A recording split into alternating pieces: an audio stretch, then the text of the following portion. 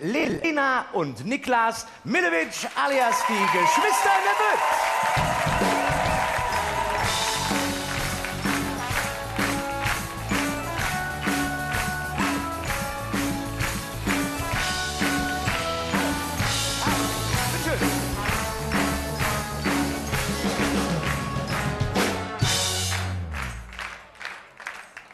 Guten Abend zusammen. Da sind wir, die Geschwister in der Bütt. Ja, sag mal, Lena, was war eigentlich letzte Woche wieder bei dir los, bei der Besichtigung im Klärwerk? Ich hab genau gesehen, wie du die ganze Zeit mit einem Stock im Kloakenbecken rumgerührt hast. Ja, sag mal, hast du sie nicht mehr alle? Nick, meine Jacke ist da reingefallen. Ich wollte doch nur wieder rausangeln. Ja, meinst du denn aller Ernstes, du könntest die dann noch mal anziehen? Das nicht, aber mein Pausenbrot war da noch drin.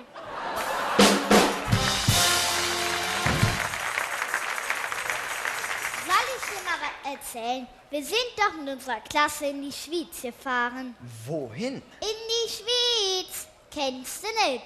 Schweizerdeutsch, Grüezi miteinander, Schweizer Kreis mit Löchli, Schweiz halt. Okay, du kapierst es nicht. Boah, bist du blöd. Ich glaub, als Kind stand deine Schaukel was nah an der Wand. Lena, ich glaub, du meinst die Schweiz. Schwyz ist nämlich ein Kanton. Ha, das wüsste ich aber, wenn ich in einem Karton Urlaub gemacht hätte.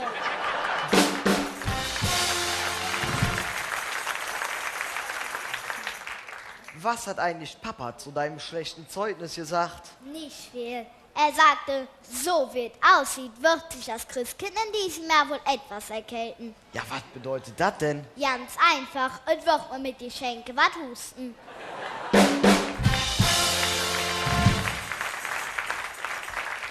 Ja, was meinte denn Mama zu deinem schlechten Zeugnis? Sie sagte, dafür müsste es so richtig Eier geben. Ja, und was hast du dann gesagt? Los, komm, ich weiß, wo mein Lehrer wohnt.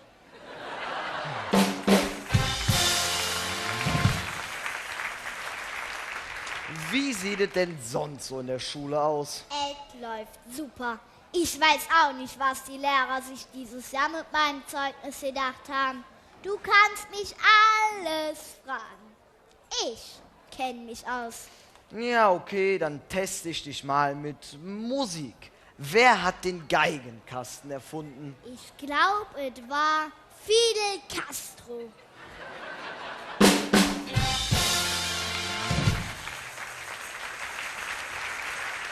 Wie sieht es denn mit Bruchrechnen aus? Da kenne ich mich gerade nicht so gut aus. Kannst du mir das mal erklären? Lena, das ist eigentlich ganz einfach.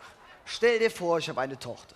Die Tochter schneide ich in 12 Stücke und gib dir ein Tortenstück ab. Lena, was ist das dann? Nick, das ist Geiz.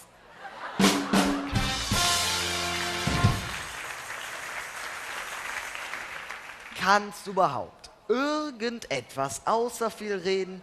Wie sieht es mit Deutsch aus? In Deutsch kann ich alles. Bestimmt.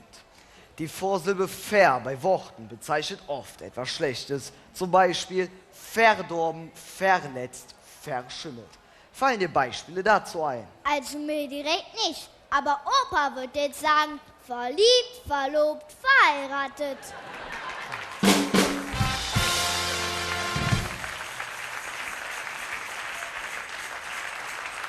Letztens waren bei mir an der Schule Bauarbeiter. Ja, was haben sie denn da gemacht? Die haben die Schule ausgemessen, wie hoch und wie breit die Schule ist. Das hätten sie aber einfach haben können. Ja, wie das denn? Ja, hätten sie mich gefragt. Ja, als ob du wissen würdest, wie hoch und wie breit die Schule ist. Ich weiß zwar nicht, wie breit die Schule ist, aber ich weiß, wie hoch die Schule ist. Ja, wie hoch denkst du denn? Ja, so 1,20 Meter. Ja, wie kommst du denn auf 1,20 Meter? Na, ich bin 1,30 Meter und die Schule steht mir bis hier.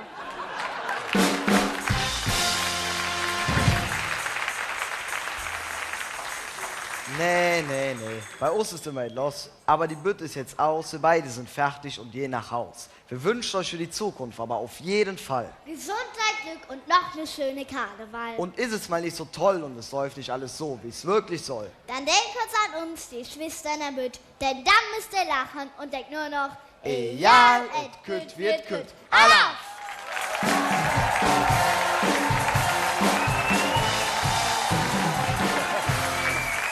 Das ist euer Applaus. Ich gehe jetzt nicht ins Bild. Lena und Niklas, die Geschwister in der Bütt.